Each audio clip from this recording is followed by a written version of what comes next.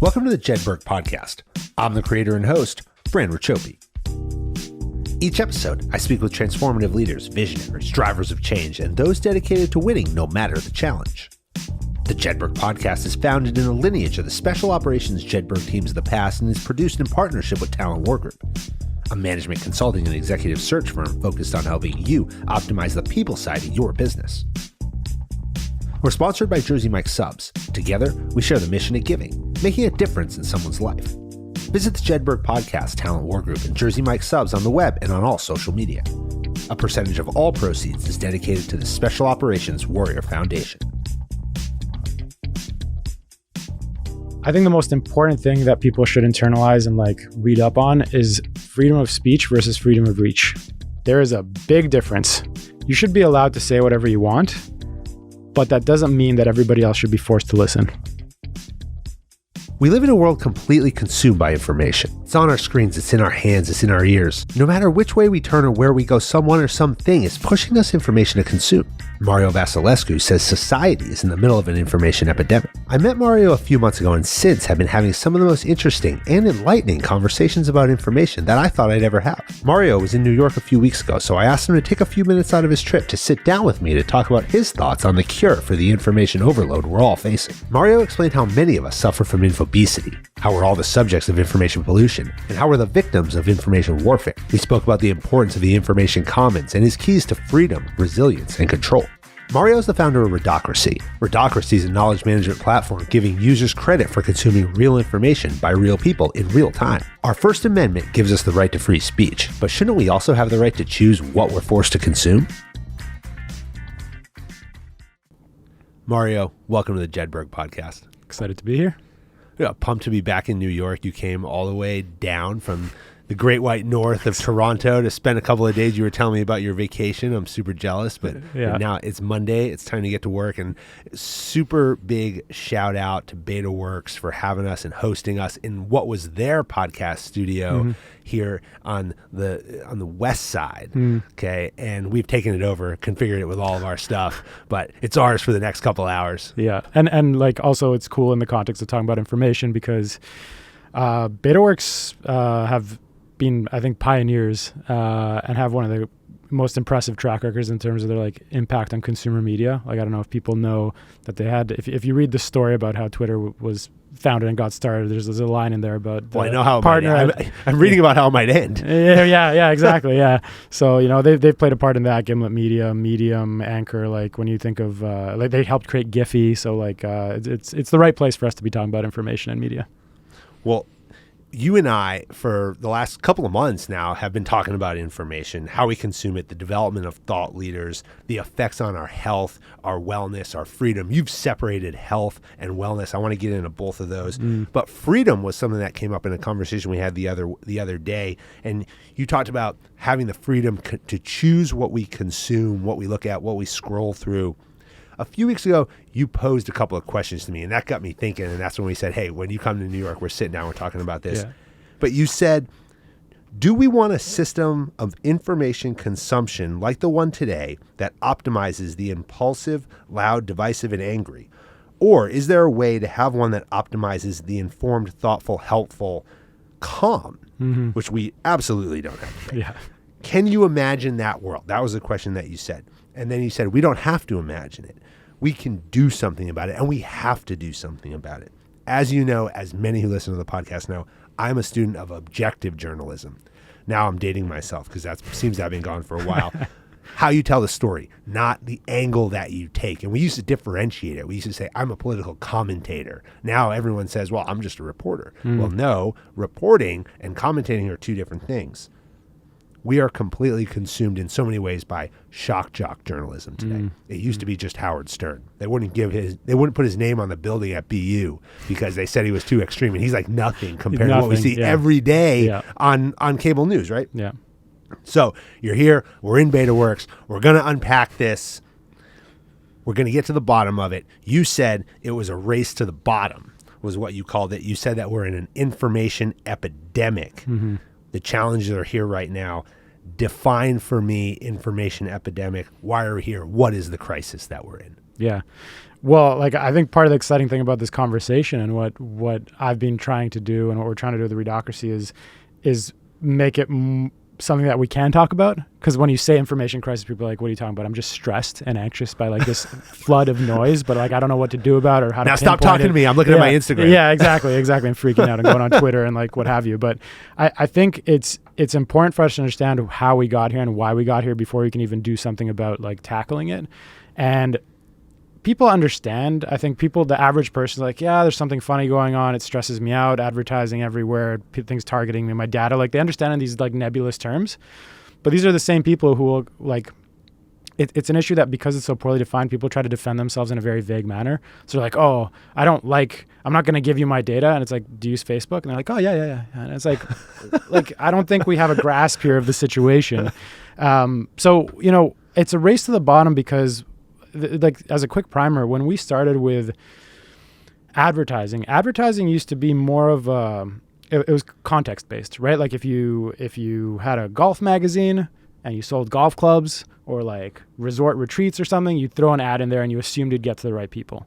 But you didn't need to manipulate the people and their other habits or get more out of them or like create other environments for them to, it was pretty straightforward. And I think the rise of programmatic advertising, which relies on personalizing ads to you and injecting them where you are and learning as much about you as possible. And then from there saying, well, wait a minute, if I get somebody to engage more and more in this system, if I can create an environment where they're producing content and pulling other people in, I'm like a machine for attention and just printing money basically. Mm-hmm. And because it's about monetization. It's about monetization. And the thing is that this system doesn't really care about quality.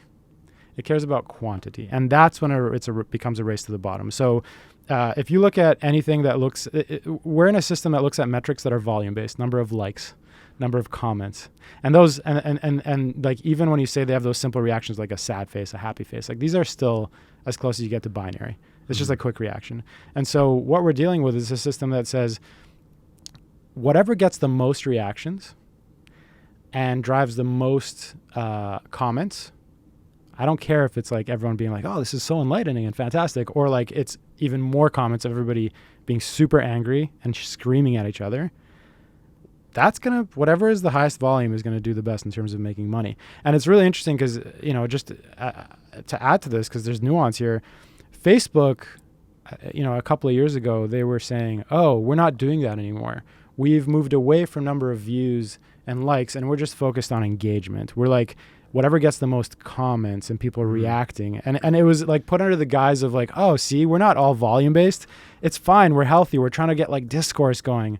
This was just like a front for how you get people to react very specifically. Like not enough for them to look and keep looking, but like how do you get them like, oh, like I need to go in here and start screaming at somebody. But that's still all we're looking at. I mean, we're still, every time I pull it up, I mean, I'm looking at how many likes, how many views did I get?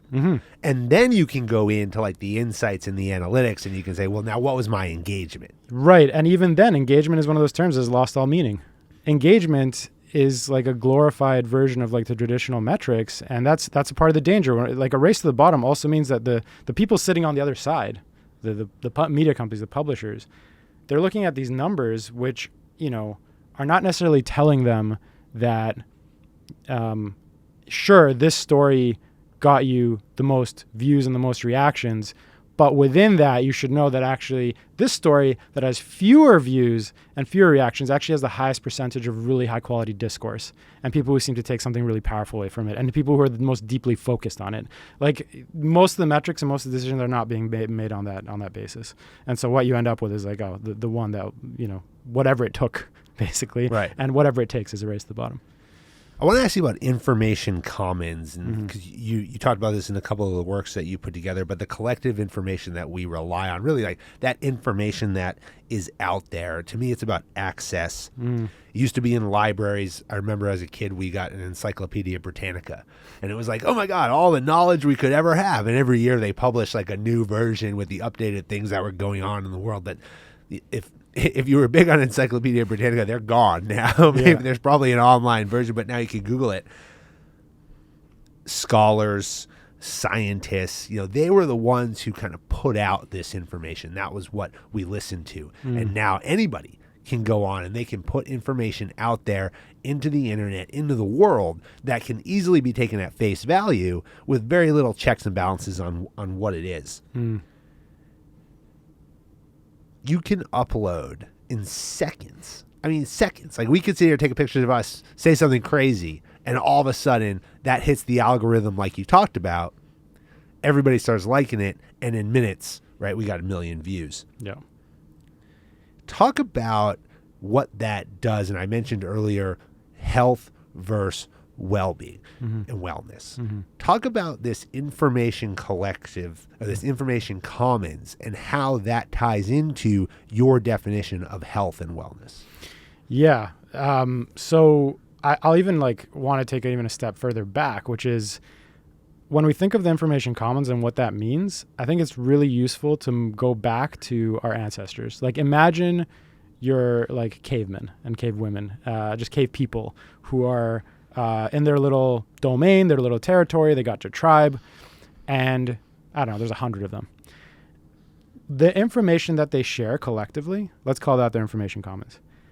Within that group, everything you could ever know, the collective wisdom of that group, including like what was passed down from the grandparents, what have you, if you wanted to, you could get through it in your lifetime, and probably like a fraction of your lifetime. You'd know everything there was to know if you wanted to spend your time that way. And the only people who could define that was your group, people that were like really close to you. So it's like it's proximate information. You know where it came from directly, or at most it's coming from like somebody a relative, like a friend of a friend, a grandparent of a friend. Like it's pretty proximate. As we grew as a society, and then we had the evolution of remote media, it started with books, and then it starts magnifying out. You end up in the system which is like flooded with information, and people who are contributing to this commons where we can learn and we can pick up information are increasingly distant from that proximate distance. It's not people it's not people you could have ever heard of. It's just like this random high pressure flow. That's already a lot.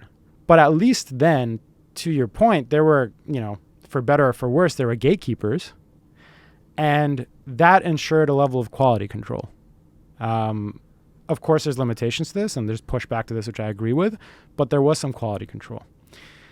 But now what we have is a system where this information commons, which I would say is best defined by the internet. Like, the internet is our collective conscience. It's our collective mind, our hive mind, basically.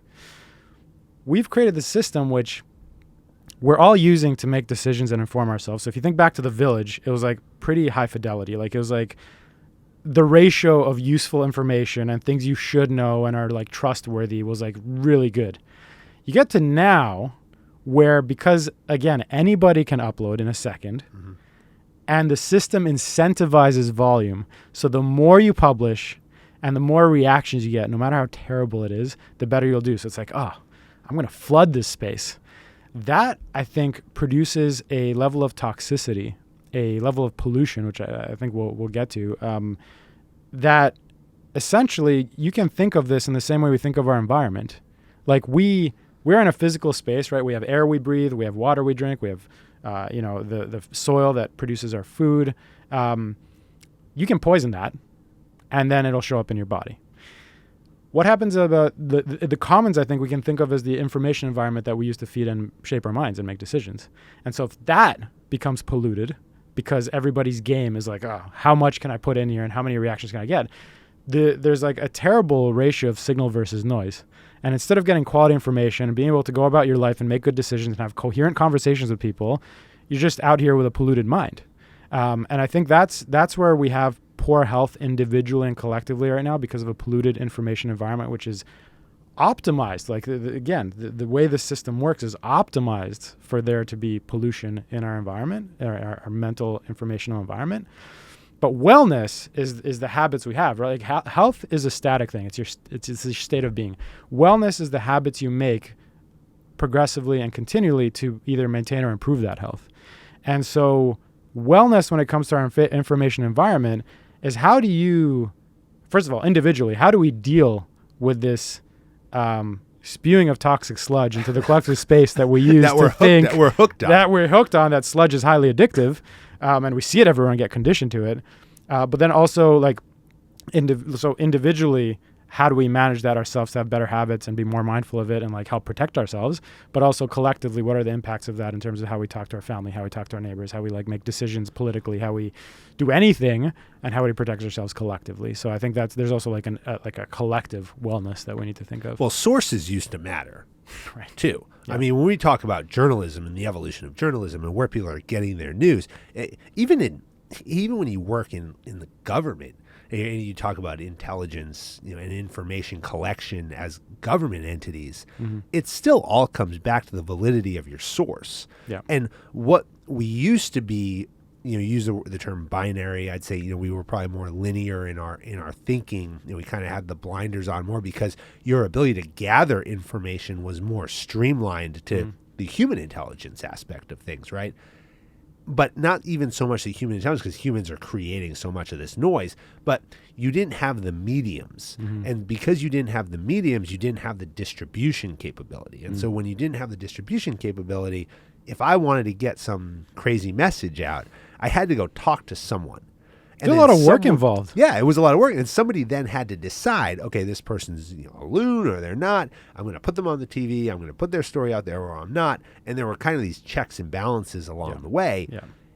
Now it seems like anybody can be a source, credible or not, but anyone can push any message. This is, I think, one of the fundamental issues because our parents' generation, like the boomer generation, they grew up believing that if you saw a piece of information somewhere, like that seemed credible, like through a screen or in a paper somewhere, it must have been vetted. Like the odds that it were completely bogus or specifically out to misinform you. I think we think like that. I still think like that at times. It's still an issue, but like it shouldn't be how we think anymore because this assumption has been co-opted. That's literally what bad actors, as they're called, of misinformation, malinformation, misinformation, like they're out there exploiting the fact that people are like, this site seems legit, like it's designed reasonably well, or they have like a official looking stamp here, or like a official looking author. This must be legit. I'm going to go like tell my whole family about the fact that the moon is about to hit the earth, or like whatever, like something crazy, but because it seems official. So it's definitely like a hack almost into the collective consciousness that we've been trained so long to think that there are gatekeepers and things surely wouldn't get like massively distributed if they're absolutely bogus. And no, that's not true anymore. Which is scary. Yes. Because now that burden, right? So the burden of proof used to be put on the journalistic entity. The burden of truth and proof now is actually put on the consumer of the information. And they're not equipped. So I think one of the biggest issues we have now. Scary. Yes, and we don't have an edge. First of all, the burden of proof should not be on the consumer. This feels really parallel to what's happened with greenwashing and the entire climate change discussion, where somehow it got to the point where most of the discussion is like 95% of the responsibility is on the consumers, when it's like actually would be better off if still 95% of the discussion was like the industrial polluters. But now it feels like we're in a similar situation where yes, we need media literacy, but also the burden of truth and proof and not being deliberately inflammatory in this race to the bottom should still be on these industrial producers.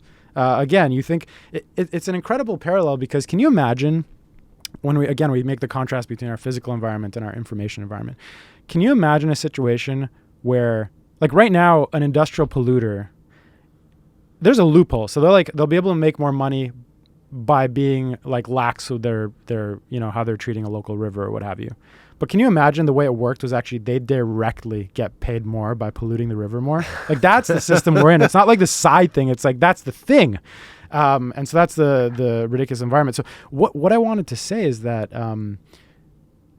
that aside, so despite the fact that I think it's a problem that we've had this shift where it seems like we're like, oh, there's no way. Like it just is what it is. Somebody with a huge following can just do whatever they want and it's fine.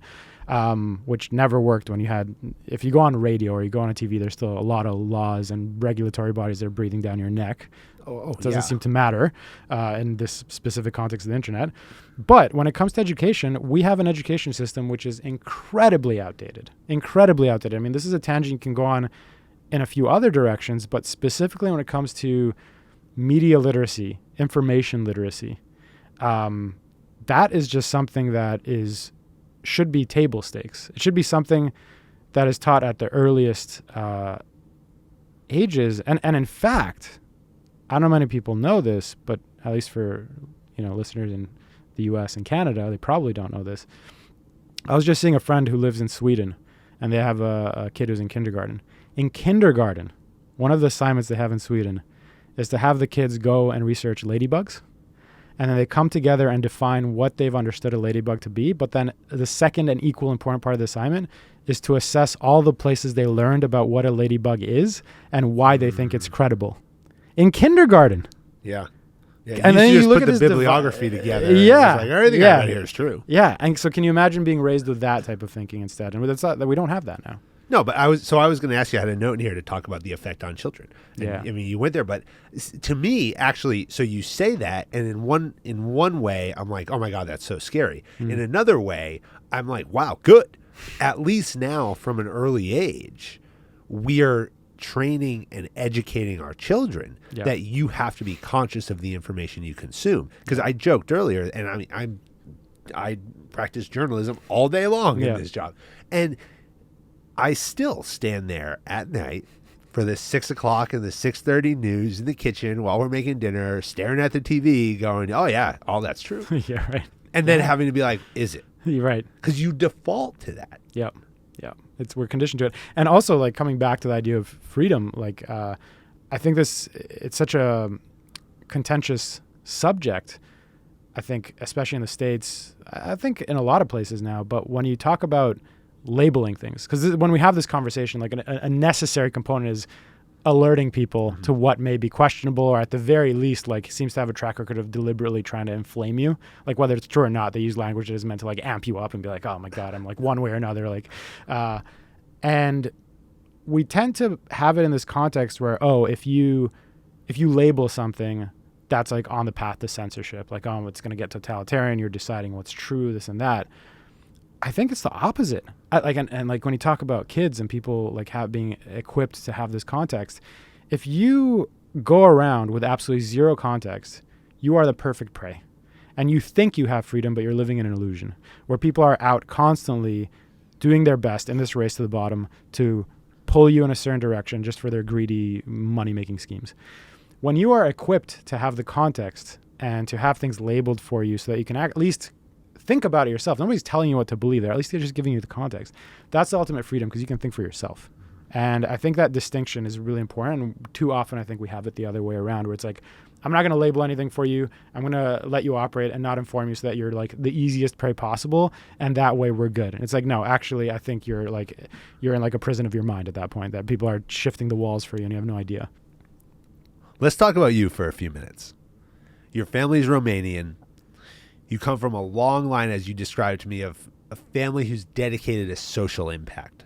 Your family immigrated out of Romania, came to Canada, and in a way, and in a lot of reasons, to escape communism, because you described that your family felt that communism was stifling these opinions. It was stifling people's ability to give diversified views on things. Talk to me about growing up in a family that supported that culture, supported growth, knowledge, and then coming to Canada to get away from that. Yeah, it's such a big part of why we do what we do, and I'm glad you asked that.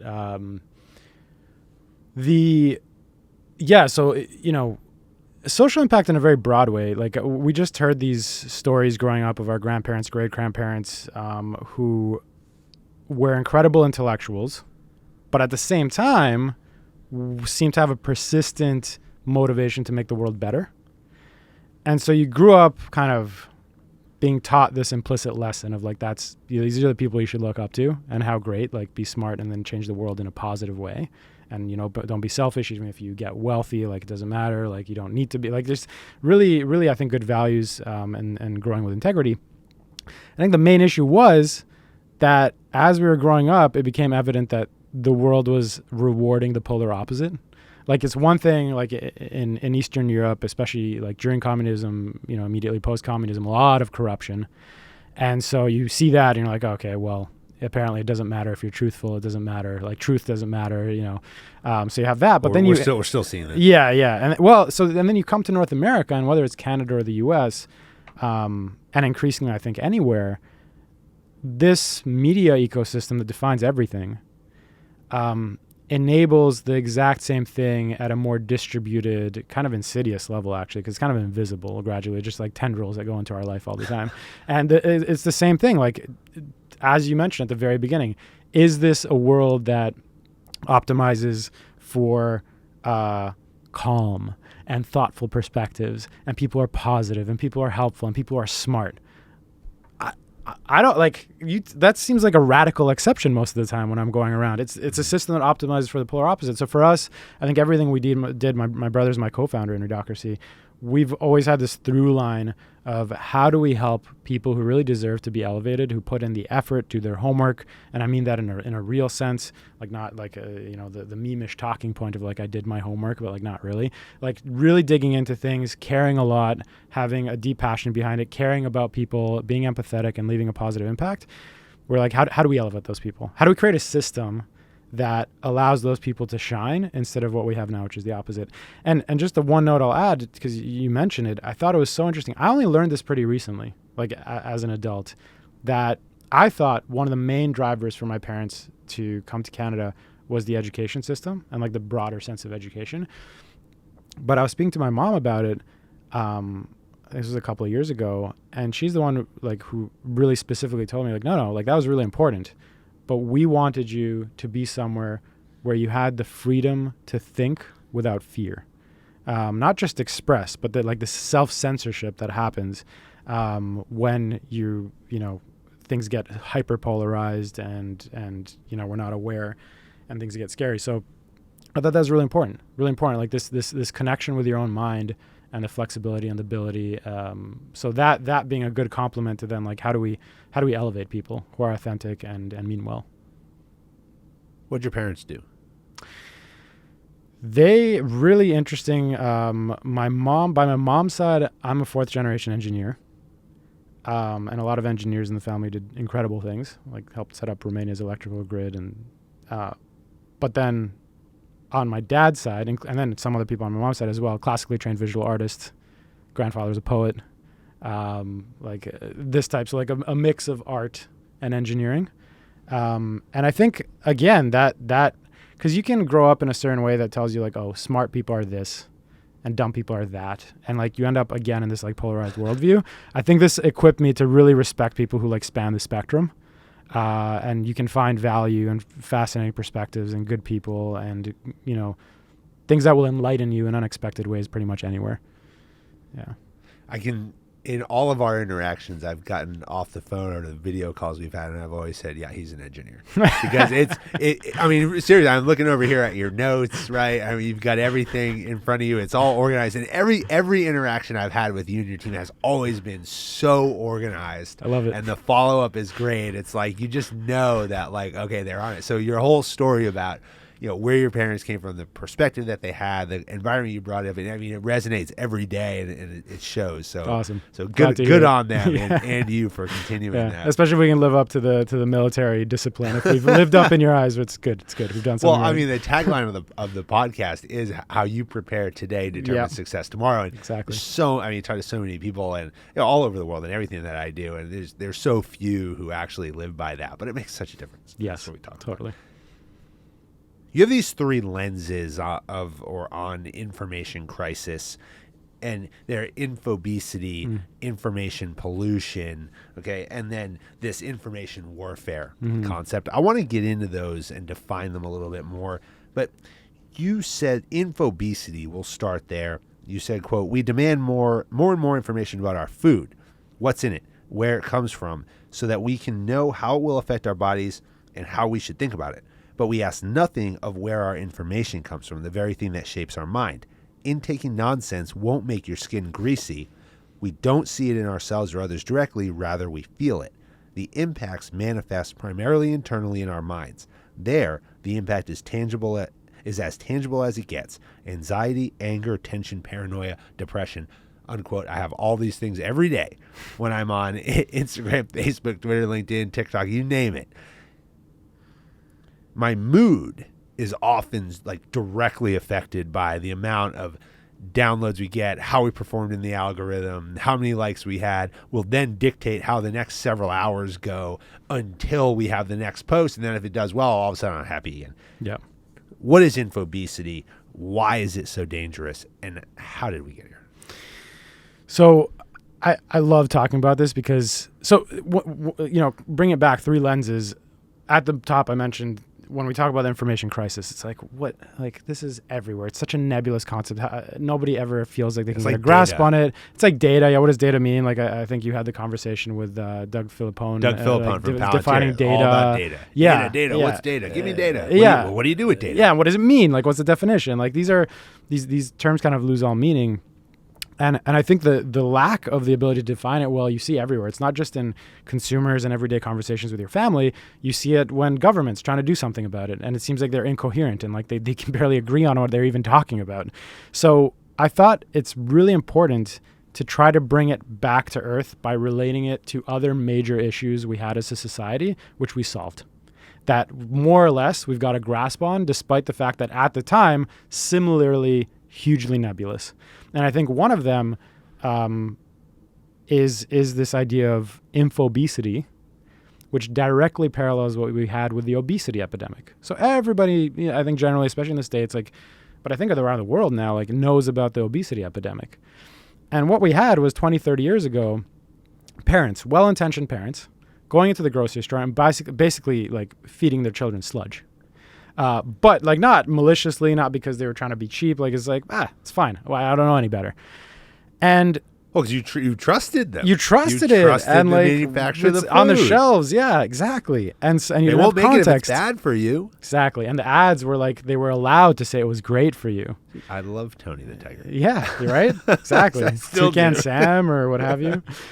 So you had a situation where you were not equipped to be mindful. So what happened? We fed our bodies with garbage. We fed our children with garbage. We grew up in a culture that had no idea that we should think twice about the fact of, how we were feeding our bodies and making ourselves feel.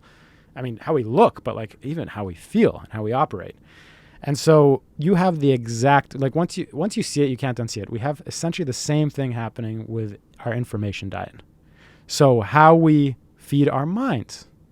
What shapes our perspectives, how it makes us feel. You've got how you feed your body and equip your body, but what's up here? That shapes how you feel, how your entire worldview, how you're going to spend your time on Earth. And it's amazing because just the same way that we didn't have ingredient labels and people weren't educated to even think that there should be some ingredient labels that were transparent and honest. Nutrition labels, right? We can think about that. School, students being taught, they started being taught of learning about nutrition and these different things. Laws were enacted, right? A burger chain could go and put out ads that said, it is great for health, your children's health, to eat a 3-kilogram burger every day. I'm exaggerating a little bit, but they could do that and it would be legal. That's not legal anymore. So you have to put nutrition information. You have to put nutrition information. That would probably stop most people from doing that. It stops me. You can't. Yeah, right. And when you go in there and you're like, oh, that thing's 2,000 calories. Yeah. Yes, I want it, but I'll for take half of it. Yeah. 350 calorie salad. I guess. Exactly. These things have an impact, and it's not that you shouldn't eat junk food. It's that you should just be aware, and that makes a world of difference. And eat it in moderation. And eat it in moderation. Everything in moderation. And you can see the impact of this. So we went from, not to say that it's solved, and there's also certain aspects of wealth that come into play. Sometimes you just unfortunately, you can't afford to eat well. But by and large, you have a situation where we've made a lot of progress because of this. Wherever you go, fast food chains, wherever you go, we've been conditioned now to instinctively see it. If I show you a picture of a burger, show you a picture of a salad, I don't need to say anything. There's going to be 50 ideas that come to your mind pretty tangibly and strongly without me saying a thing. Internal fighting already has begun. Yeah, exactly. The temptation, the responsibility, what do we do? So now the question is, what about our information diet and how we feed our minds? What happens if right now the situation is that it's just like before where there are no consequences, no rewards, it didn't matter, you have no context. So if I present you with okay, I'm giving you 3 hours, and here's a bunch of celebrity tabloid clickbait. feels good maybe. You feel like doing it. You're going to lose track of time. You end up spending 5 hours. You do that. Or I show you some like long form content, really reputable from leading thinkers from the last 30 years. You're not going to have these ideas coming to you the same way you do with the salad and the burger. We're not equipped yet. And what we need, I think, over the next, sooner, we can't wait 20 years because I think there's not be much of us left if we just keep up as we are now. We need something similar, something that through education, through standards, through laws, through tools, we are conditioned to think in the same way so that, again, the responsibility shouldn't be all on the consumer, but so that we are equipped to be just as mindful, to make much better decisions and not have our minds get fat.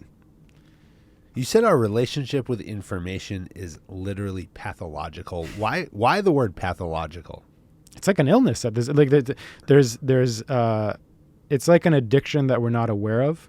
I think there's a lot of people who would argue that our relationship with media is like the new smoking in some cases, or the entire environment, that there should be labels on it, that certain producers that do it deliberately. So I think it's no longer something that we can say is neutral. It's something that I think can be related to there's surveys you can put out that pretty quickly identify whether you're being triggered for anxiety or depression. And we're actually doing studies with some research partners to try to get to specifically start digging into this, because our information diets are making us sick in a lot of cases. There is a connection when you think of everybody who you know or yourself who has elevated forms of anxiety, who is trending towards depression, who has more and more arguments with people around them, who doesn't know what to believe, that feels like they're floating. Like, there's all these impacts, and sure, the world around us is scary, but guess what? It's been scary for 100 years. And what's different now? It's the fact that it feels like somebody's like, it's like a meme, like you're just like in a fire hose. It's just like, it's like the Matrix, but you can't avoid it. And so at that point, it becomes systemically unhealthy. Well, some numbers that you threw out, that the average person spends 7 hours a day at what you call this buffet, gorging themselves on this endless swipe of information. That's designed to make you gorge yourself. Right? Designed to make you gorge yourself. Even when you want to stop, you're like, I'll do three more. Yeah. And then it's can you imagine if you're at the buffet and like you scoop onto your plate and there was like a system underneath that like immediately slowly lifted it without you realizing and like was tipping it a little bit into your plate as well? Like that's kind of what it feels like we're at now. And then you said last year Americans spent 13 hours a day. Yeah, during the pandemic, apparently it was 13 hours a day with media. And 1 in 5 people suffer from information overload. I shared with you and the world here, I guess now, that it a lot of times our performance on social media will affect my mood. Yeah, because I'm so invested in growing this thing and really getting the Jedburgh podcast out there. And we've come so far in a year and a half. I mean, we had 0, right? Yeah. We had 0. Yeah. And now recently we've really started to like get into it, because it takes a long time to train that algorithm and get your content out there and get it to understand you. And now we'll have these posts that get 15,000, 25,000, 30,000 views of our videos, and I'm like, yes. And then you'll put something out very similar the next day, and it'll get like 50. Right, and then it's like, no. Yeah. So it's gotten to the point where you become so consumed with it that my family and my daughter. So my daughter's 12, and my wife have been yelling at me, get off your phone, get off your phone. We have other things to do. My son's 2. He turned 2 in March. He now looks at me if I have my phone in my hand, and he says, "Daddy, get off your phone."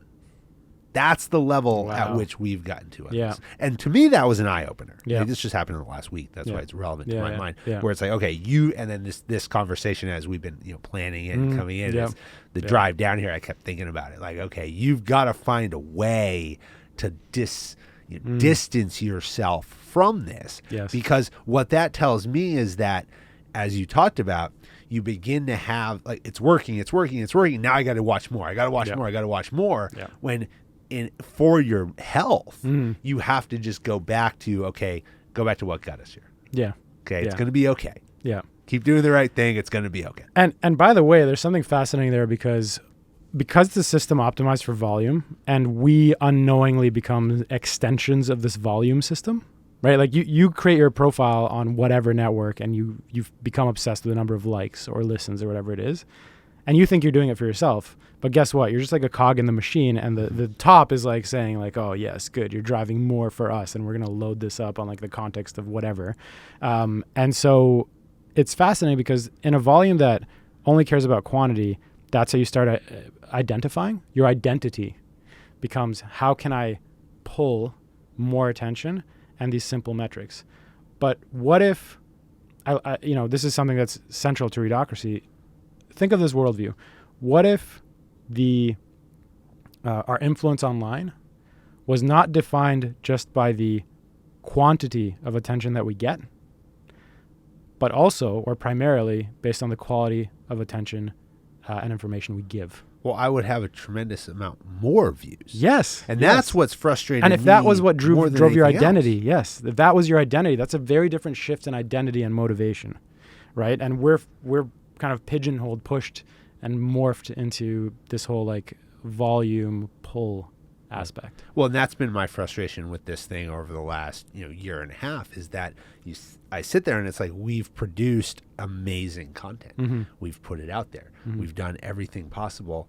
And yet, if you don't use the right hashtag and you don't use the captions and they don't go in the right place and you don't use the embedded music off of their thing, you get nothing. Yeah. But then you use all those things, it boosts you to the top. And I will tell you that just as quickly as you get boosted to the top, it spits you out and cuts you off, because we've gone like from in 15 minutes to 50,000 views of a single post. Yeah.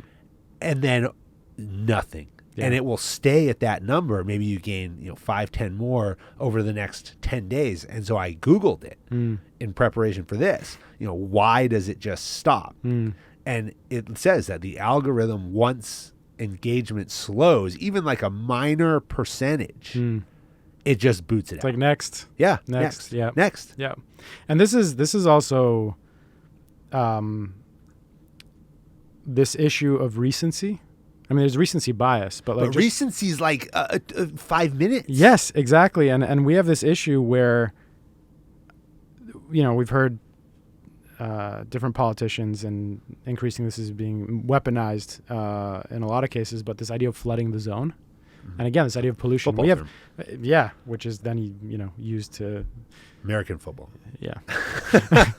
And so I it's this idea of like, we have finite attention, we have finite time and energy, but the information can become infinite. And so what ends up filtering through to our finite ability to perceive, if it's mostly noise, it becomes a problem. And when people then deliberately are pushing more, what happens? We are in a situation where to barely keep up, we all feel like we're just treading water, right? Like we're just barely staying alive in this flood. The only thing you can do is just like jump to the next thing quickly, and everybody else is doing it. And so it's scary because you can be totally responsible as a public figure, as a company, whatever, as an individual, and you'll probably be okay, especially if you have the resources to keep flooding the zone, because people will be forced to move on to the next thing and not have a chance to keep you accountable. And this is one of the disturbing things as well. It comes, again, we talked about like society versus individual. It applies equally to our ability to like, oh, I care about that. And then like 3 months later, you're like, whatever happened to that? Like I just could not keep up. I was swept away. And then at a societal level, like what we're doing when we're able to coherently track an issue and do something about it. The second one of these was information pollution, and you compared information pollution to a wicked problem. Yes. And I enjoy conversations about wicked problems because there's no definitive answer. I mean, when we've defined wicked problems as those that have no answer, the solutions are incomplete, they're contradictory, right? There's changing requirements consistently that never get you to a spot where you're going to actually say, yes, here's a concrete resolution and everybody's happy. Yeah. Nobody's going to be happy with this one, but I do think, again, in those three lenses of how we make things easier for people to grasp, whether it's individuals who are talking about it with their families or whether it's, business leaders or politicians. I think, again, in the same way we draw a parallel to how we feed our minds with how we fed our bodies and what we did about that. We look at, and I mentioned it already, the mental environment and the information environment we feed ourselves with and live in versus the physical environment.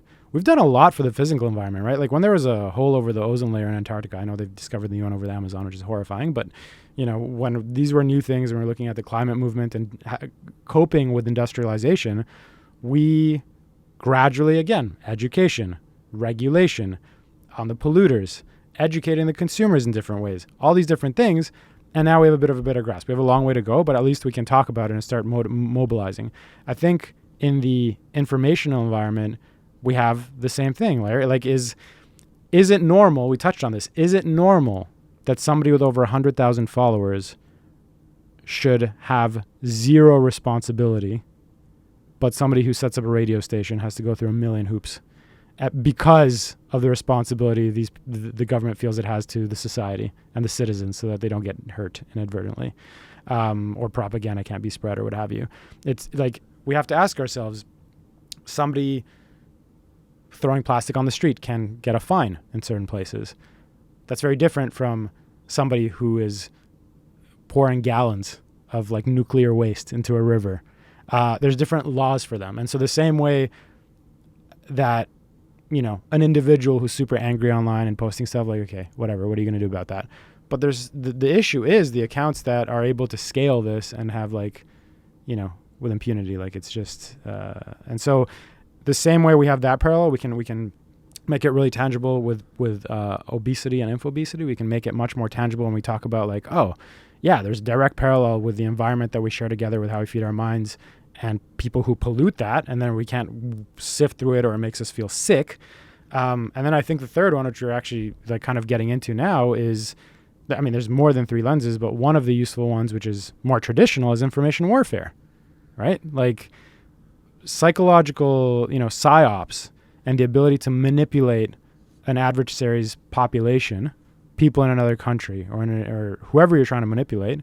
That's like not a new concept, but the way online platforms and online media are a form of information warfare, whether explicitly, like it's remarkable how the social media platforms are like a back door into the collective mind of a population. And there's like only recently have there started being checks and balances after things blew up through Facebook and Cambridge Analytica and whatnot.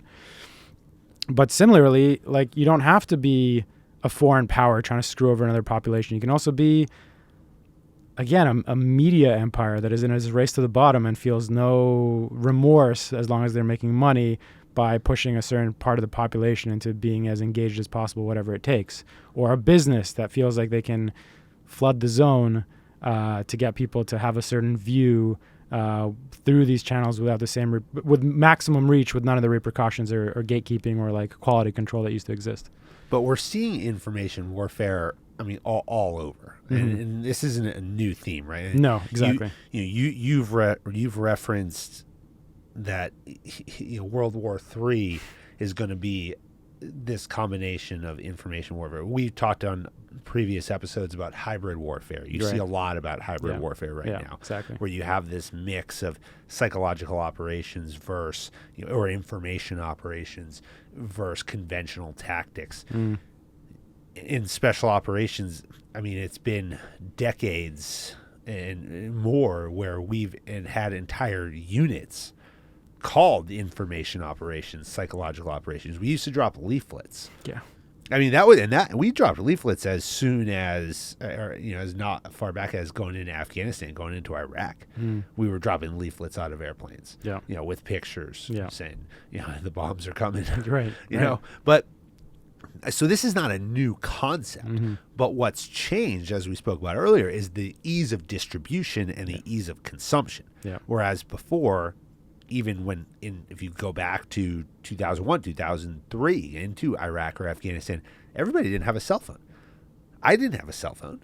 Yeah. And I'm in the most developed the most developed country in the world at that period of time. Yeah. So now, though, when we've had conversations about Africa, I've spent a lot of time in Africa, and you talk about developing nations, you talk about the infrastructure grid that has gone into places like Africa. Look at Starlink with Elon Musk. Look at Facebook and Facebook. Why did they term it Meta? Meta was this push to create a metaverse and a meta universe in which the ability for anyone in the world to access the internet and information is there. And they're building satellites, they're building weather balloons, they're doing all this stuff. So now anybody can access this stuff where previously they didn't have it. So now the ability to use information warfare, and you look at events internationally in the U.S., Ukraine, Russia, massive information warfare campaign going on right now. The Black Lives Matter movement, here in the U.S. and internationally, was propagated so much. The calls to action that people were putting out to go to certain places. The January 6th incidents in D.C., the 2016 election. We had an episode 13, with Jack Devine. Jack Devine was the former head of the CIA operations directorate, ran clandestine service, ran the war in Afghanistan in the 80s. He was the one responsible for it. And he wrote a book called Spy Master's Prism, which was all about Putin, Russia's interference in the election, how they used the Twitter bots and all these other information warfare to generate false narratives, misinformation, disinformation, and push that through. So this is being used at this point extremely extensively, both here in the U.S. for political agenda and social movement, and internationally when we talk about what war in Europe, which we haven't seen at this scale since World War II. Yeah, and it's for me, again, these are, to your point, these are things that are not new. My concern is, and I guess putting it in the context of the lenses, is the need for the average person to see it through that lens, to understand, again, we talk about education and things being mainstream enough, for this to be, again, table stakes of what somebody knows growing up. Everybody should know that, people in Texas were manipulated by Russian and Macedonian misinformation operations, who, again, were not even politically necessarily motivated half the time. They were just there because it made money. It was a great way to inflame people and get them hooked on your content. Ended up getting Texans to tackle in the streets from for and against, and neither were actually American groups in terms of the Facebook groups themselves. It's just the Americans are real, and their fights are real in the street, but not who was motivated by it, or the quality of the information or what the point was. And I just think it's really important for us to, in the same way we think about how am I going to think of how I feed my mind in terms of my health? How am I going to think of how I treat, the preciousness of our information commons in terms of pollution and our ability to think together and be together and make good decisions?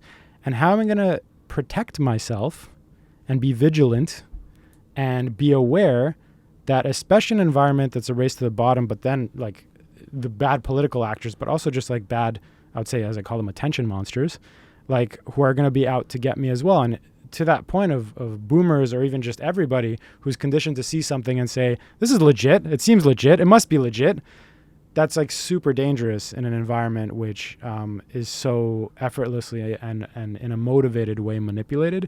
You need to, it can make you paranoid, especially if you're not equipped to feel safe, but you do need to be more vigilant when you're online and taking information. I think most people are not, unfortunately. They are very lackadaisical in their approach to what they consume and what they pass on. I want to ask you about Brandolini's law. And the reason is because I'm extremely focused on high quality content. And so much goes into every one of these episodes, every one of our conversations, every one of our posts. We don't put anything out on any platform unless it's thought through. We understand the direction it's going, the emotion we're trying to evoke, what we're trying to drive. Nothing we do is haphazard. And yet, every once in a while, someone will post something in response, a comment that's just completely outlandish and nasty. And we had an episode go out the other couple weeks ago. Phenomenal conversation about mental health with an author whose name is Diane Kahn. And I'm mentioning her name because it's an excellent episode. I enjoyed the conversation so much. And she wrote a book called Holding Hands. And this is a woman who's been extremely successful as a film producer. She wrote this book, which is a compilation of pictures that she's taken of people holding hands throughout her life, throughout their lives. And she herself was extremely shaped by the loss of her mother to suicide as a young girl and struggled with depression. In order to listen to the episode, it was like an hour and 15 minutes. So we post the release post about it. And somebody within minutes, you didn't even have time to listen to the episode, post something about this is garbage, this person doesn't, this is the problem with modern art, create trash and make yourself feel good. And I then spent about an hour and a half in complete disarray. Like whatever I was doing at that moment, which was about dinner time. And so I'm getting yelled at by my wife. We had a fight because she's telling me disregard it. And I'm like, you can't disregard it. What do? I don't even know what to do. And I'm here now, I'm Googling, how do I respond to a negative comment on this post? And I'm insulted. And now I feel bad because Diane was phenomenal. Her story was so impactful. I'm so excited about it. And the very first comment that we get is some knucklehead's idiocy without even having listened to it. And I now lost, including the argument with my wife, which then permeated for several hours after the resolution. It took hours to figure out what I had to do and how I had to correct it. And then eventually I figured, well, I'm going to respond to this guy and thank him for listening, and then say that I'm sure he appreciated the conversation about her losing her mother to suicide and mental health, and that that he'll take that away from the episode. And to which obviously he did not respond to my comment.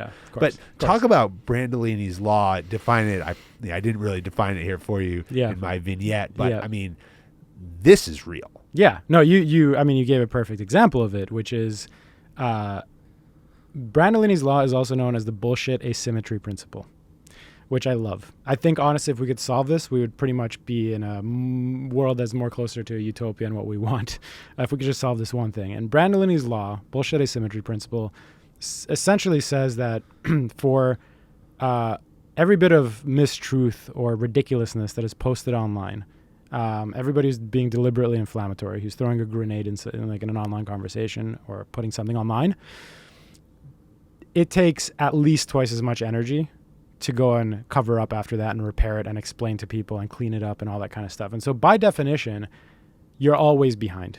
This isn't necessarily part of the law, like explicitly, but like the fact of the matter is that in a world which we just talked about is forcing you to move forward because of the sheer volume, and then a system that by design produces a lot of volume because that's all they care about, nobody really has the time. We this is kind of what in the back of my mind, I didn't want to jump the gun here, but like this idea of people being able to get away with anything as long as they flood the zone and move fast enough, you don't have time to clean up after it. And there's this, you can look at it as Brandolini's law, or you just remember the old quote that is, a lie travels twice around the world while the truth is putting on its shoes. And I also really like, there's a Romanian proverb that I'm probably butchering it in translation, but it's along the lines of a madman throws a rock into the water, and then three wise men have to sit there and struggle to explain it.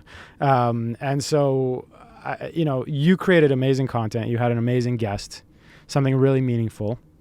And because we're in an environment which was always designed just for views and not filtering for quality, somebody was just able to go in there and on a whim say something toxic that further is damaging, besides being offensive and hurtful, hurts you probably in this algorithm as well, and makes other people who actually are interested look at it and be like, oh, does this person actually listen to this? Or like, maybe they think that person knew what they were talking about. It's so toxic. And, as an aside, this is why when we think about how we can fix the internet and make a more civil discourse and create a society that is optimized for calm and thoughtfulness and what have you, it comes down to systems like this. Like, what if people could only react to posts on Facebook if they had consumed enough of the media first? Like, Twitter started doing this, but all they're doing is if you check the link. So if you try to share a link and they see that you never clicked it, a little pop will appear saying, it looks like you didn't read that. Are you sure you want to share it? They don't actually know if you read it. They just want to know if you at least clicked the link. Yeah. Bare minimum. It's like terms and conditions. Yeah, exactly. Scroll to the bottom. Yeah. So, but imagine it was actually taking into account, actually hit at least the 45-minute mark of the podcast. And you're allowed to listen up to 1.5 speed. Like that comment would have never happened. And if the person did still want to make that comment at that point, it probably would have been a lot more nuanced or like, toned down. But then it's like, okay, well, let's engage in discourse. Let's engage in something meaningful. Which I encourage. Yes. And I think that actually that might have been part of my comment back was, we engage in conversations of all kinds on this podcast, and we don't shy from either side. Yeah. Go back to my my point of being objective in the conversations that we have. But looking back at your comments on engagement in a situation like this, what the algorithm now views this as engagement. Yes. And the algorithm says, Facebook's really happy. Look at this. Yeah. This is great. Yeah. This thing went up. Somebody commented on it. This guy commented back. And then a buddy of mine who's also involved in the podcast wrote it, made comments on it. Then my producer did. And so now you got all these people you guys are doing great. The algorithm's like, everybody loves this content. Yeah. Keep pushing it. Yeah. Okay, so now imagine that you did not have the same level of integrity, you didn't have the goal of producing content, and your goal was like, how do we get the most popular? How do we game the algorithm? And you're like, I'm going to make something that actually is crap and is going to rile people up and be highly controversial and would warrant a comment like this, but it's going to be well produced. It'll just the right tone, the right balance. And then you're going to crush it. They're going to outperform you probably. Well, that's what pissed me off for the last year and a half until we recently started having success with it. I mean, that's what's kept me up that night. Yeah. Is because I, like you, I do the work, I do the research, I look it up, I look at everybody else, I see what they're doing. I go on TikTok and Instagram, I look what other podcasts are doing. I'm like, this is garbage. Yeah. Yeah. And you have 500,000 views. Yeah. And by the way, this, it's funny because it's very easy. I know there's a lot of people who are, I think especially in the U.S., critical maybe of some of the privacy regulation in the EU, including what's just been passed. And then if you get to the nitty gritty of situations like this, I think then you start to appreciate how great it is. And sure, it's going to need to be, improved over time. GDPR already, I think this is part of what they've released now is an improvement in the regulation that forced the world to start having those cookie pop-ups and like letting you know, hey, you're being tracked. Are you sure you're okay with that?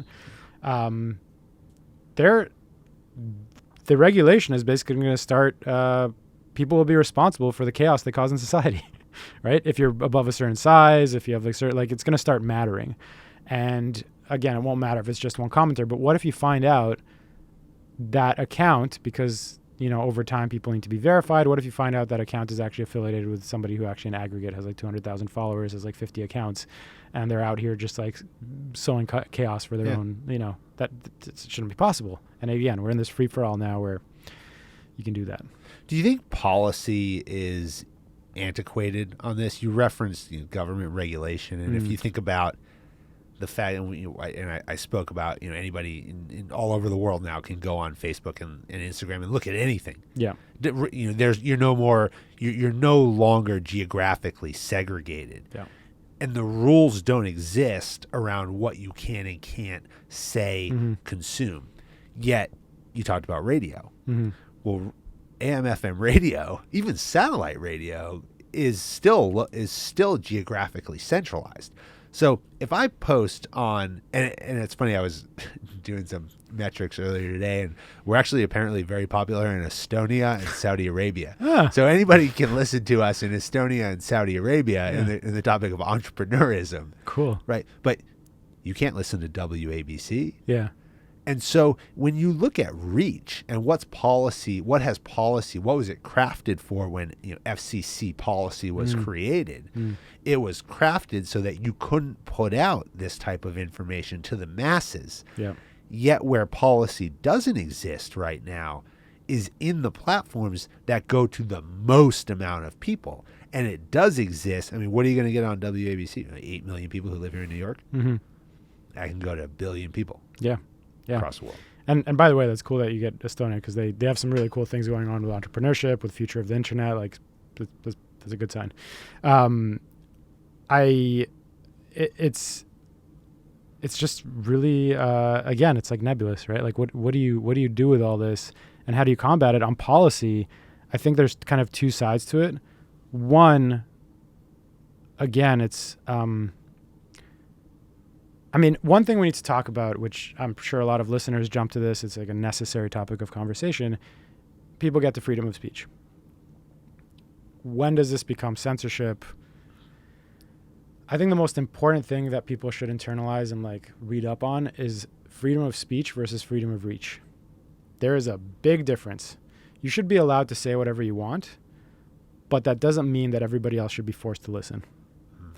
And it's just common sense. I mean, society breaks down when you eliminate some of the physical checks and balances. And what I mean by that is, what would it take in real life before we had all this, free-flowing, anything is possible, reach 1 billion people in 2 minutes, exaggerating a bit, but you get the idea. If you walked into a stadium, football stadium, and you wanted to grab the megaphone and just project whatever you felt like saying to the whole crowd, do you think you'd be able to do that easily? No, you'd have to get permission. You'd have to convince some people. You'd have to vet what you're about to say. Like, the idea of going in and reaching like 40,000 people or 100,000 people at a stadium just because you felt like it or you pulled the strings right, and then were able to like cause chaos. No, it's like it would never fly.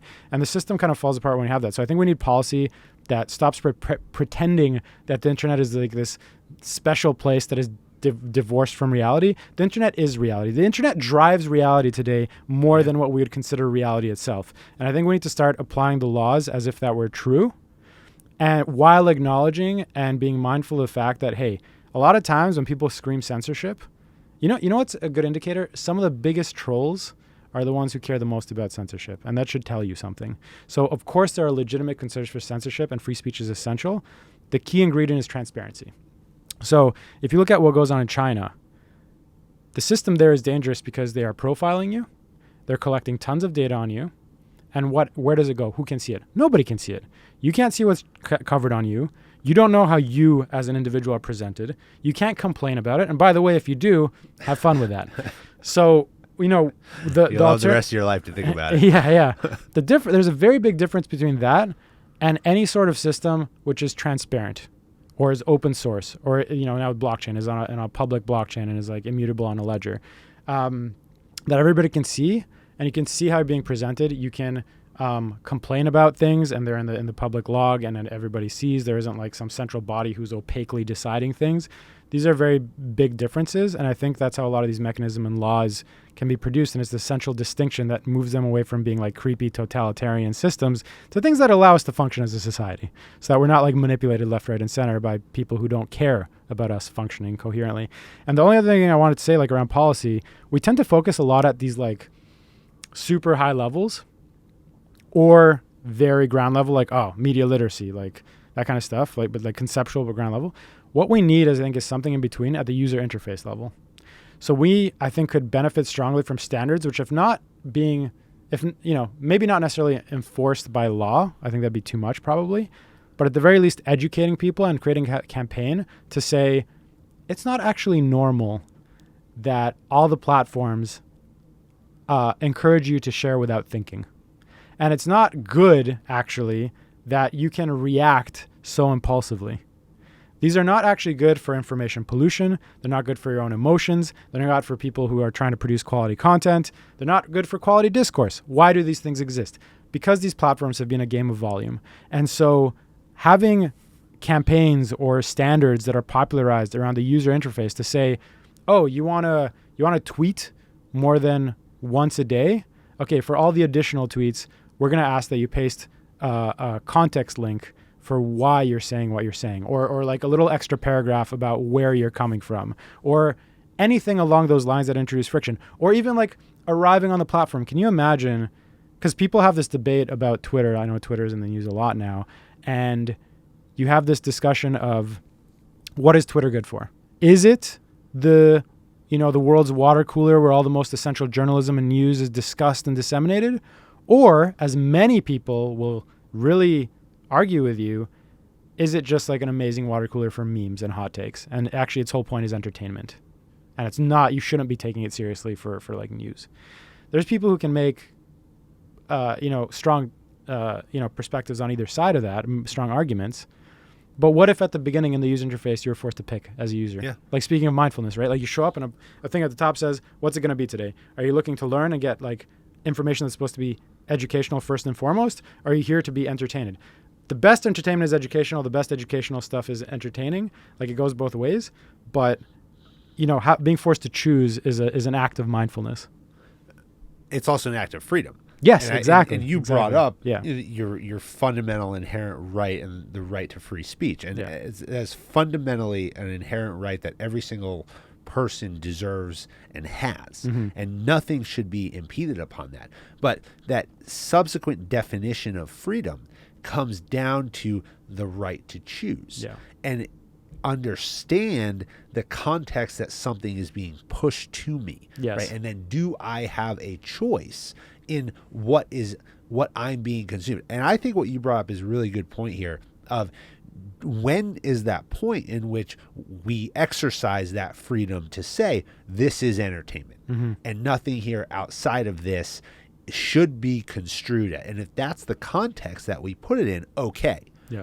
But what is out there that is still going to allow us to consume information that we want to consume if our choice, for example, is I want to understand objectively what happened in the world today. Yeah. When I know that those outlets now may be few and far between and distribution limited because access has been so easy now to these quote unquote entertainment. If you go back to I want to say it was like 2002 or 3. I was an undergrad at Boston University. Bill O'Reilly, who's a graduate of the graduate school at School of Communications at BU, came to BU and he spoke, and I went and listened to him. And he made a point that I'll never forget, and I talk about it all the time, and he said, I'm a political commentator. I spoke about it at the beginning of this.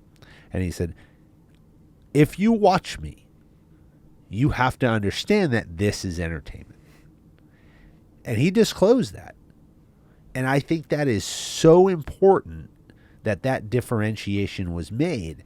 And where we've gone, I think, a little bit haywire here is that it is hard, even for me, to do exactly what you just talked about and what Bill O'Reilly talked about, and that's make that differentiation that this platform right here, right now, is entertainment. I think that is so important. Like for a user, first of all, a user to make that decision of what their goal is so that they don't go in there, spend an hour, be like, where did my time go? And not being fully conscious of the fact that this was just like junk that was like, it was the equivalent of McDonald's, which again, but moderation and like understanding what you're going in with, not going out to buy salad and you're like feasting on your second burger and be like, and like not even realizing you did it. That's the danger. But I think to your point, and I mentioned like smoking and cigarettes earlier and the labels that exist on the packages now, I think the same obligation should exist legally where if you have above a certain following on TV, on radio, on the internet, you should have to have these labels. If you've chosen to do something and I think it's important because there's been multiple trials where people are sued. In Canada you had it with Rebel News. You have, I think Tucker Carlson had to deal with this. Like in court, when pushed to the limit in court, they're forced to say, well, actually, nobody should have taken this seriously. We masquerade as news, but actually, it's entertainment, and therefore, we shouldn't be held accountable. And they usually get away with it. Bill O'Reilly saying that to a class or a presentation, that's great. But I think that's useless if it isn't presented at the beginning of every episode because people are just coming by, fly-by visitors, or people who, again, aren't educated to think that this is what's out there and being monetized in this way. They're not going to think it's just entertainment. And so I think having labels like that, you should have to choose at the beginning so that if down the line you've caused mayhem and somebody comes after you and they're in their legal right to do so, you shouldn't be able to weasel out of it at the end by saying you should have known. I didn't explicitly say it, but you should have known.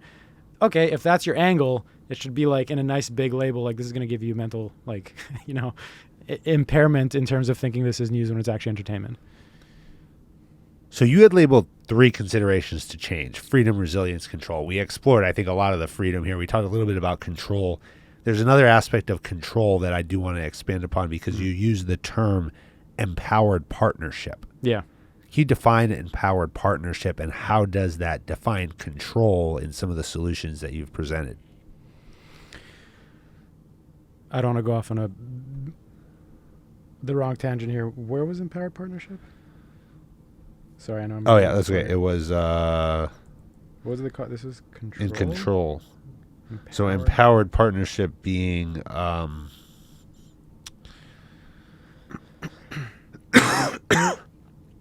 where they ask you what you want to see. So where? Is that what I called it? Yeah. Empowered partnership. So where, like, kind of like what you were just talking about, where where you had said that if they come up with, they say, do you want to view boats? And then it's like, yeah, I want to view boats for the next, 2 minutes. Yeah. Did I call it partnership? That's what I had. Oh. Can we just call it empowerment? Yeah, empowerment. Yeah. Okay. Yeah. That'd be better. Yeah. Control and empowerment. Yeah. Okay, so now I have to remember what I said. Yeah. Sorry. Sorry about that. That's all right. Yeah, I think it was you just transitioning to the 3. Yeah.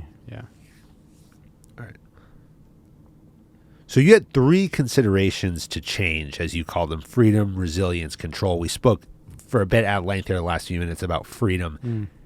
You talked a bit about control in terms of empowerment, giving you a choice, but can you just define what empowerment would look like in a world in which you had control over what you were consuming? Yeah. I mean, it's pretty easy to imagine, actually. We're just not used to it. I think we're living in this world now where we're conditioned to think that the internet and social media is just supposed to be like this and there's no other way, versus the opposite, that it doesn't need to be like it's like, is this the natural state of the internet, or is it just the internet in the image of Facebook and Google? Like, versus, and so I think it's easy to imagine, well, okay, now you're in these platforms where you have a feed that comes flying at you with, that you don't know what the algorithm is. Like, it's just in there to optimize, push you in a certain direction, get you engaged more. What if you were asked, how much time do you want to spend? Is there anything that is agitating you, and would you like us to calm it down? We'll limit to, you tell us how many posts in a week that we should keep it to. What do you want to level up on? What are you trying to be? What do you know is good for you and makes you happy? Really is the best for you? Can you tell us so that we can try to focus on that? And then, that's just scratching the surface. There's a lot of stuff you could do here. Once you have that information, also having that context. So when you're looking in the feed, be like, oh, that's there because, this is picked because it's supposed to make me happy in a healthy way. Oh, that's there. I'm at, item 2 of 5 in this thing that I know I compulsively look for, but I really should not waste a lot of time on. And proper time limits too. When I look at boats all day long. Yeah, and proper. Hey, everything in moderation. But again, a limit where you've set it, and it's not the algorithm they've defined trying to keep you there. Next thing 2 hours have passed, and it's like, oh, that's great. I think, I think one example, in the idea of empowerment, I also like to think in the context of friendship. And I'm trying to remember who first told me about this, but I love the idea of, when you think of your best friends, when I say best friends, I'm people are good friends. They're good friends. Are these the people who, call you out sometimes and say Fran, I don't know about that, or maybe you should reel this back. I've noticed this, and I think you maybe should reel it back. I love you, man. That, or is it the people who are sycophants and who say yes to everything and feed you more, and they're you're leaning in this really problematic direction. That's all right, man. I'm such a big fan. More, just pushing you more. That's where we're at. And so when you see it through that lens, and you see these algorithms and these apps through that lens, it's really kind of scary and creepy, because that's really what it is. You should if you were to make a persona out of it, or have treat it as if the app was a person or the algorithm was a person, they'd be really creepy. They'd be like a pusher who doesn't care about what's good for you. They're just pushing stuff on you for what they care about. They're like a drug dealer. And so I think that's one way of looking at it. And with the Readocracy, for example, even the pop-ups you can get on Instagram, and the other apps that'll tell you oh, hey, just heads up, you've been here an hour. And then you can be okay, just keep going. There's no friction to that. It's just a little, you first of all, it starts becoming invisible over time. You're I don't even see the pop-up anymore. Yeah. But what, on Readocracy, what we're incorporating into our app is that pop-up appears. You're forced to choose how much extra time you want to spend in the moment. And then a really meaningful quote, which is meant to make you think about your time on Earth and how you're going to choose to spend your time. Because at that point in time, that's an honest decision. It's not an honest like bit of friction where it's like, quick pop-up. Hey, you spent the time. You want to go right back in? All right, here, go. Like, again, it's that like sycophantic, like, don't worry about it. Just keep going type of thing. So there's a really big difference there. And I think control, I know one of the values here is like adaptability. You need to be equipped to choose for yourself so that you can start constructing a flow and a feed and habits that are best for you, not what some advertiser or what some platform wants. You should be in control for yourself. And we don't have a system that really does that now. I mean, with Readocracy, we're trying to do that. And one of the things that I'm like probably the most excited about Readocracy, like from an even just like as an idea beyond, I think what it'll be like to use it, is being able to burst people's click bubbles. So can you imagine going into a feed and not only being asked, hey, what's good for you? What's bad for you? What do you want to try to do here? Let's label things for you. But then having a ratio where, 10% of what you see, 5% being deliberately picked to be the polar opposite of what you tend to be into from like in a variety of perspectives. Like you tend to consume more artsy creative stuff. Here's something really rational and science-based that like will take you out of your thinking for a moment. You tend to be like in this political affiliation. Here's something from a credible source on the other side. And being labeled as such, again, just to be like an opportunity. I think that's when we talk about freedom in the context of control, being in the same way these algorithms feed you whatever it takes to make you spend more time, no matter what, if it's good for you or you intended to spend 3 hours, they should be putting on a platter for you the opposite. Like, what can I do to help expand your thinking? Then that would be a fantastic feed. That'd be an algorithm that's good for you, not for them. Well, let's talk about Readocracy for a minute here. Yeah. So Readocracy has been really your way of fighting back. Yes. And creating something. You mentioned your brother's the co-founder. That's how you and I came to meet here several months ago, and we're incorporating it in a couple of different things. And we're incorporating it into the leadership development program that I'm running at Analytics, and we're incorporating it, and we're going to figure out, you, me, and Graham, how we're going to roll this thing out and start doing some learning-based knowledge stuff for our listeners here on the podcast. And so I'm super excited about that. But talk about Readocracy. What's the platform? What's it doing? Yeah. So Readocracy is exactly like our way of fighting back. I mentioned where our family comes from. It comes from what we're trying to do. Like this is our systemic way of trying to do something that can scale, that the everyday person, the everyday company, the everyday media company, it touches all aspects of work, media, education in a lightweight way and makes how you inform yourself matter. Right? Today it doesn't matter. Again, there's that example. You spend 3 hours on celebrity tabloid clickbait or bunch of amazing long form content. Nobody's there to reward you. There's no consequence. You got no metrics. Like you just have your own guilt to rely on in terms of your decisions, right? And even then, just like with food, we don't have the metrics, so we don't have much guilt anyways. So it becomes, pretty dangerous. So the idea of the Readocracy is to make how you inform yourself matter and being well informed mattering. And the way we're doing that is we've made technology that essentially can tell if you've actually consumed a piece of content, and we'll give you credit for consuming it.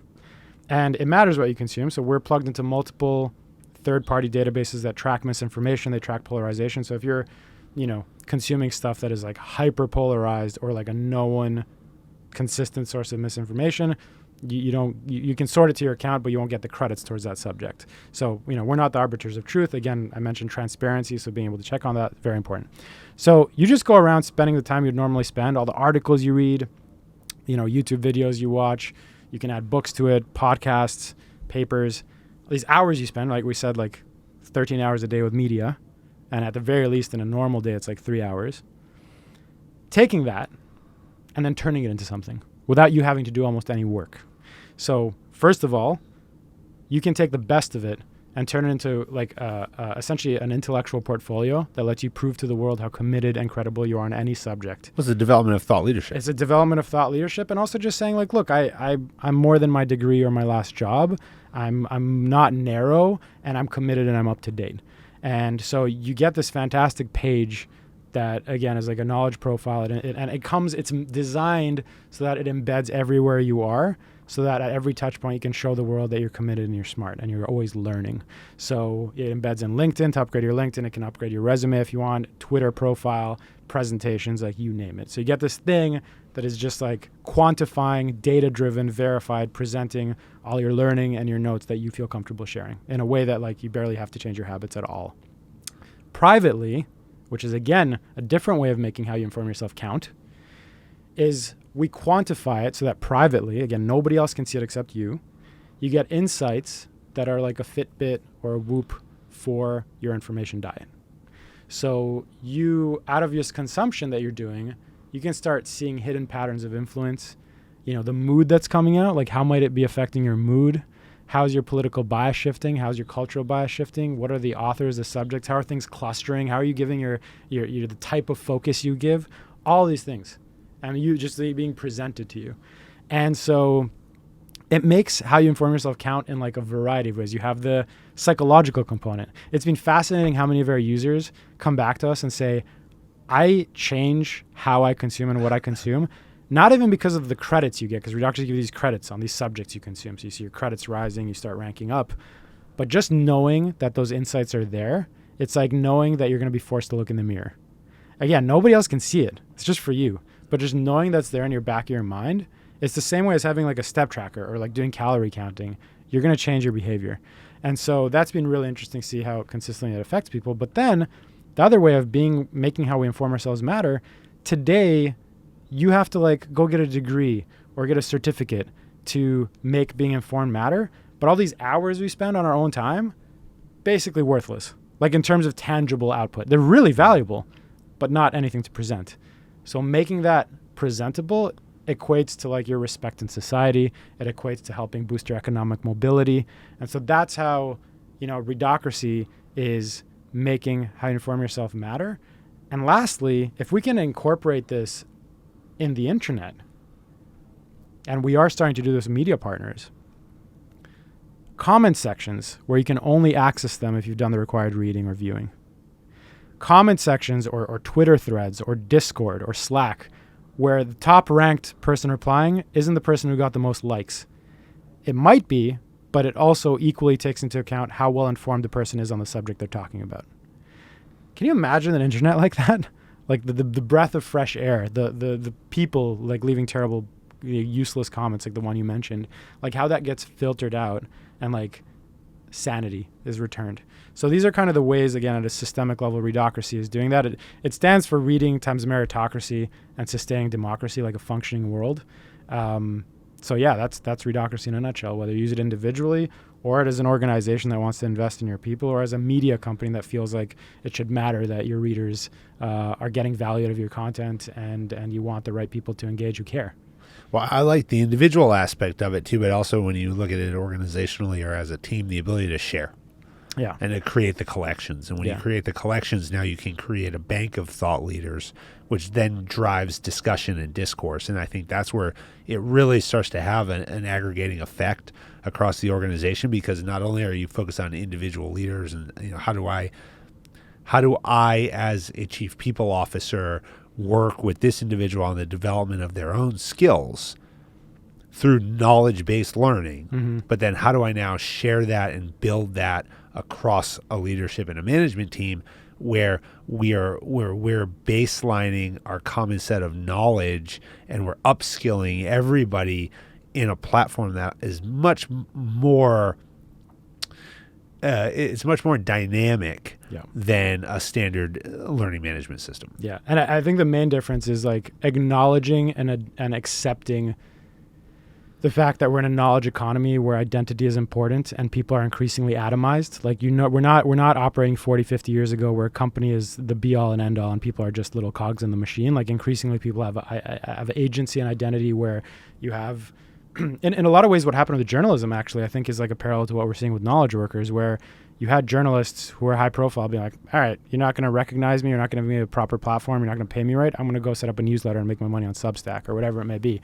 And now it's going the other way, where when they do rejoin the big publishing, like, whatever's left in terms of media, they're given a bigger platform. They're like featured, like one of our featured thinkers. And they have their own, they'll accept that you have a dedicated newsletter on the side within the confines, the silo.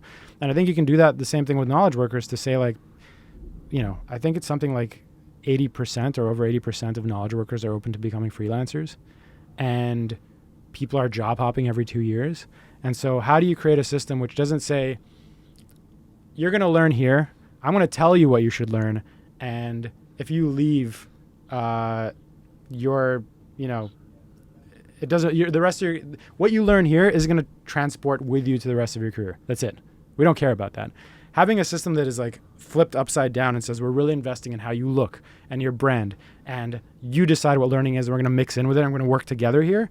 That's like a different notion of learning, I think, in an organization, and like learning in the knowledge economy in general, when we mix between individual professionals and like organizations that bring them together.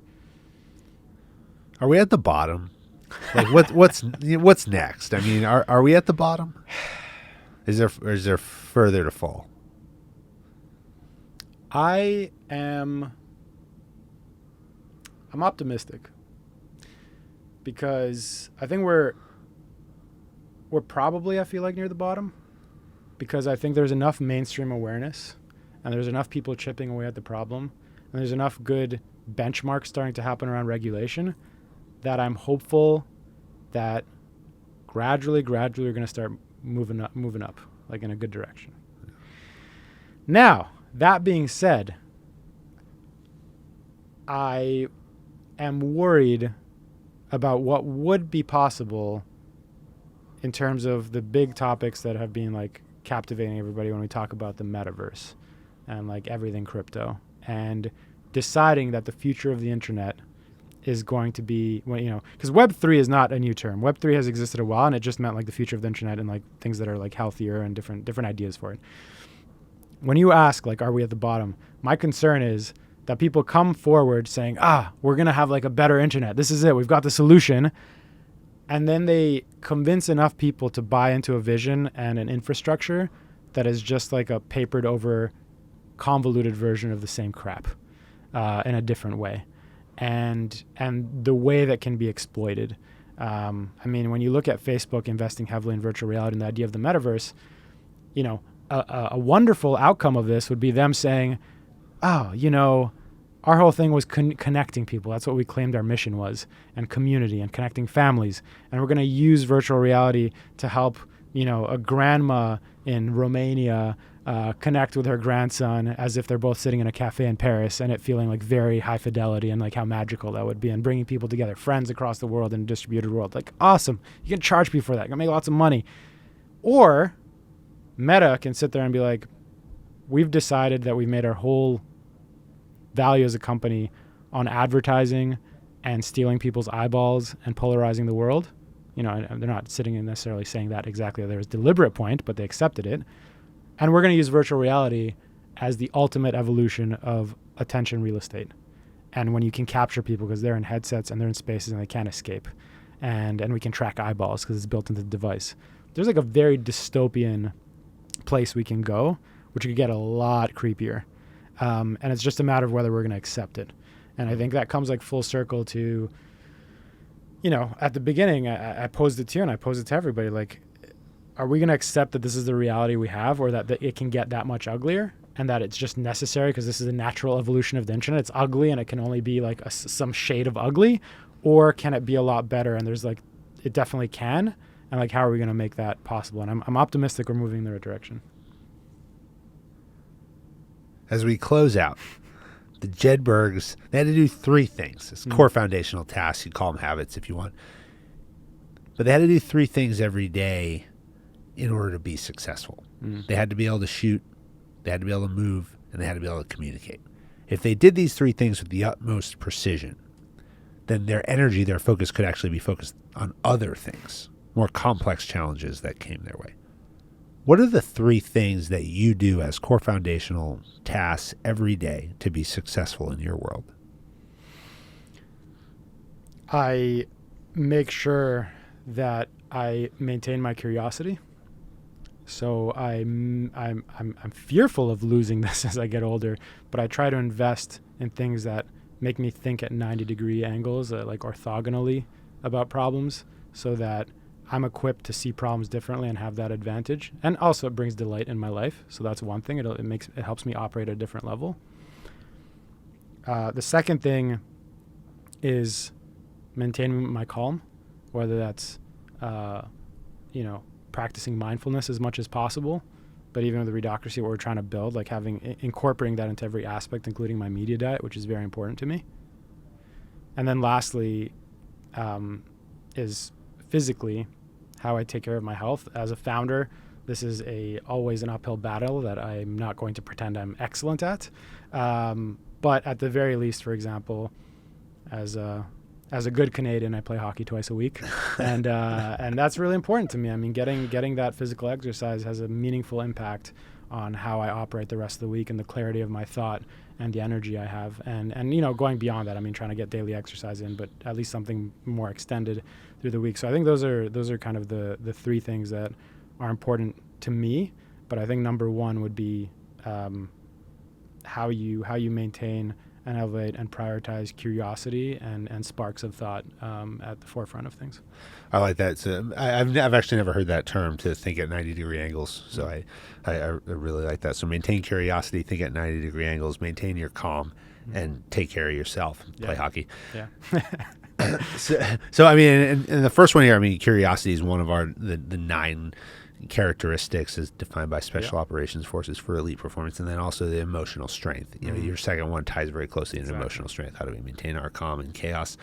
We talk about these 9: drive, resiliency, adaptability, humility, integrity, curiosity, team ability, effective intelligence, and emotional strength. And we say that in order to be a high performer, you have to exhibit all 9 of these, never at one time. Right. Depending on the situation you're in. And as a founder, as you referenced, right, you take care of yourself. Well, that is the ultimate exercise, mentally and emotionally and physically, of having to balance these 9, especially when you've taken on such a tall order. And we talk about social impact and what are the drivers that influence social impact, and information, the media, how people consume information sit really at the top of that list. Yeah. At the end of these episodes, I take what I kind of sum up as 1 or 2 of these that really define my guest. You took one from me in curiosity, and I like emotional strength, but I had curiosity for you because when we deal with information, when we deal with finding new solutions, finding challenges to complex situations that sit in our world, it comes down to curiosity. We have to be willing to ask the hard questions, challenge the status quo, see things in a different light at that 90-degree angle that you talked about in order to find a solution that is innovative and long-lasting. And I think that's really important. The other one that I had for you here was integrity and do what's right. And how do we create an environment that allows us our basic rights and our freedom to express our opinion, speak our mind, but there is an integrity around doing what's right to understand what is being fed to us, how we consume information, that freedom, because freedom, and I think freedom and integrity are closely aligned, because freedom is right, and it's about doing what's right. And if you do what's right, I always say all the time, if you do what's right, you can be free. Yeah. You really can. Your mind is free. Your body is free. Emotionally, you're free if you do what's right. And so how do we create an information environment that allows us to exercise that freedom with integrity? That's the question that you've posed. That's the question you posed to me as we've got to know each other over the last couple of months. I look forward to continuing to work with you. Thanks for taking some time out of your trip here to New York to sit down with me. Really thankful to have this conversation, and enjoy the rest of your trip. Thank you so much for having me. This is awesome. I love a conversation, so I'm glad we could connect while I'm here in New York. All right. Thanks. Yeah. Thanks, Fran.